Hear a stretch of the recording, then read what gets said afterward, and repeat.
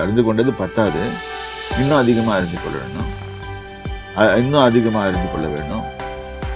உண்மையாகவே கர்த்தருடைய வார்த்தையின்படி நடக்கிறவன் என்னமோ அவன் மீது கற்பாறையின் மேல் கட்டின வீடு கட்டுறவனுக்கு ஒப்பிடுகிறேன்னு சொல்லி இயேசு சொன்னான். அந்த வார்த்தையின்படி உண்மையாகவே இயேசுவை அறிந்திருக்கிறோம் என்று சொல்லுகிறவர்கள் அவர்கள் தேவனுடைய வசனத்தின் மேலே எவ்வளோ ஸ்ட்ராங்காக இருக்கிறோம் அதில் தான் பார்த்துக்கணுமே தவிர்த்து, ரெண்டாவது மற்றவங்களை பற்றி இடப்படும். மற்றவங்க எப்படி வேணால் போகிறாங்க, ஆனால் அவங்களுக்காக ஜெபிக்கணும், அவங்களுக்கு குறை சொல்ல வேணாம். அவன் இப்படி பண்ணிட்டான், அவன் அப்படி பண்ணிட்டான், யார் எப்படி பண்ண எல்லாரும் அப்படின்னா அப்படி பார்த்தா நல்லா புரிஞ்சுக்கோங்க. ஒரு விரல் நம்ம ஒருத்தனை நோக்கி நீட்டினோம்னா 3 விரல் உங்களை காட்டுது. ஸோ இந்த இடத்துல ஜாக்கிரதையா இருங்க. ஸோ மேட்டுமை சகல மேட்டுமையாயம் எலும்புகிற எல்லா மேட்டுமையும் நிர்மூலமாக்கிடுங்க. வேணாம்.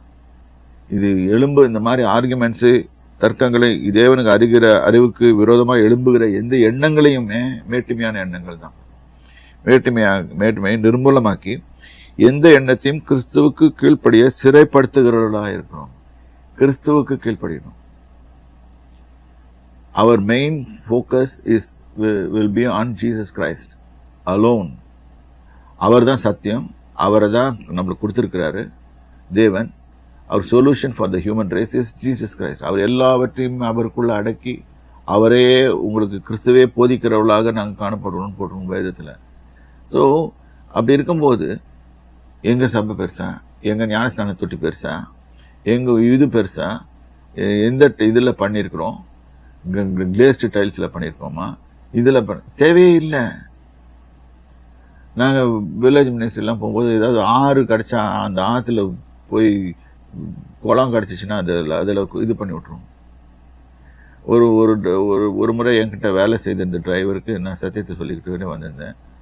அவனுக்கு எங்கே கிடச்சதுன்னா, எங்கே அதிகமாக விச்கிராஃப்ட் பண்ணுறாங்களோ நீலகிரி டிஸ்ட்ரிக்டில் பொக்கபுரம்னு சொல்லிட்டு ஒரு இடம், அந்த இடத்துல யானைகள் தான் தண்ணி குடிக்க வரும். யானைகளும் வரும், புலிகளும் வரும். ஒவ்வொரு சமயத்தில் கூட்டிகிட்டு போயினா ஊட்டியில் ஞானஸ்நானம் கொடுக்க முடியாது. அந்த இடத்துல கொண்டு போய் கொடுத்தோம்.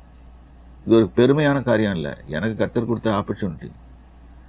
அது அந்த இடத்துல ஊட்டியில் இருக்கிற சபையில் இருக்கிற நம்ம அருமையான போதர் பாஸ்டர் ஜோசப் புஷ்பராஜ் கூட்டிகிட்டு போயிட்டு அங்கே போய் அவர் கையில் ஞானஸ்நானம் கொடுத்தேன்.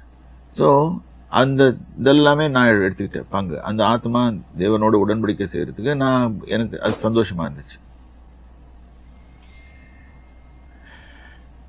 ஸோ இப்போ யோசனை பண்ணி பாருங்க, நம்மளுக்கு வேண்டியது ஆத்மா ஆதாயம் செய்யணும்.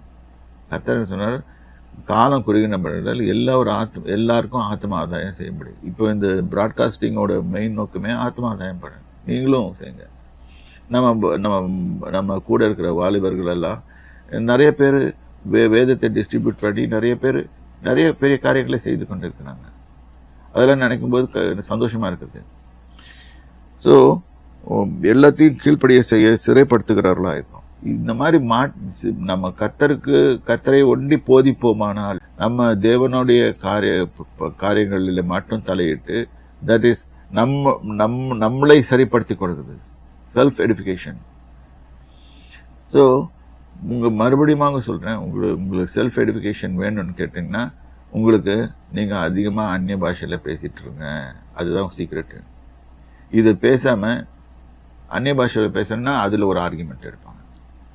அது சரியா, அது சபையில பேசலாமா, சபையில பேசக்கூடாது. இவ்வளோ பேசுறவங்க அது பேசாமே இருக்கிறது தப்புன்னு தெரியலையா? ஏனென்றால் அந்நிய பாஷையில பேசுறவ கர்த்தரோட பேசுகிறான். அதுக்கு வசனமும் பார்க்கலாம். 1 கொரிந்தியர் ஐ திங்க்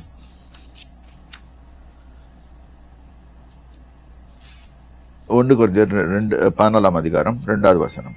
ஏனெனில் அந்நிய பாஷையில் பேசுகிறவன் ஆவினாலே ரகசியங்களே பேசினாலும். அப்ப நீ என்ன பேசுற? ரகசியம் பேசுற. 2வது, அவன் ரகசியங்களை பேசினாலும் அவன் பேசுகிறதே ஒருவனும் அறியாத. அதுலயே போட்டிருக்கு. இதுல இருந்து எனக்கு என்ன நடக்குது, என்ன பலன் கிடைக்குது? ஒரு பலனும் கிடைக்காது. உனக்கு தான் பலன் கிடைக்கும். Self edification.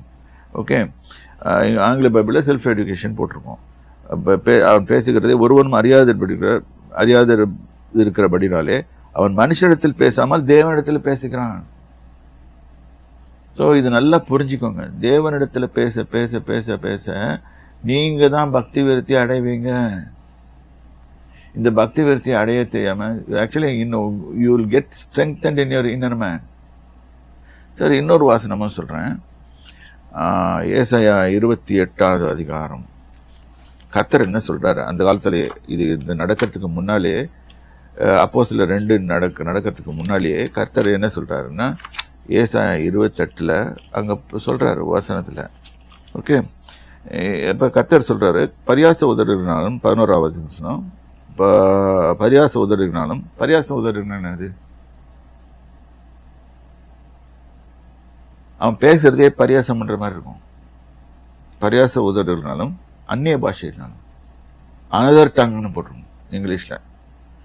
இந்த ஜனத்தோட பேசுவார், அப்படித்தான் பேசுவேன்றாரு அவர் சொல்றாரு.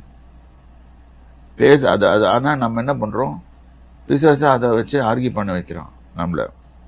ஸோ அந்நிய ஜனத்தோட பேசுவார். இதுவே நீங்கள் இளைத்தவன் சண்டை போட்டு போட்டு உமஞ்சு போய் ஒண்ணுமே இல்லாம போய் அவனுக்கு இன்னும் ஒண்ணுமே இருக்காம அவன் இழைச்சு போயிடுவான். இழைச்சவனை இளைப்பார பண்ணத்தக்க, ரெஸ்ட் வேணும்னு கேட்கிறவனுக்கு ரெஸ்ட், இளைப்பார பண்ணத்தக்க இளைப்பாறுதல், இதுவே ஆறுதல், இதுதான் உங்களுக்கு நான் கொடுக்கிற ஆறுதல் அப்படின்னு சொன்னாலும் இவர்கள் கேட்க மாட்டோம் என்கிறார்கள். அந்த காலத்திலேயே இந்த வார்த்தையை சொல்லிட்டாரு.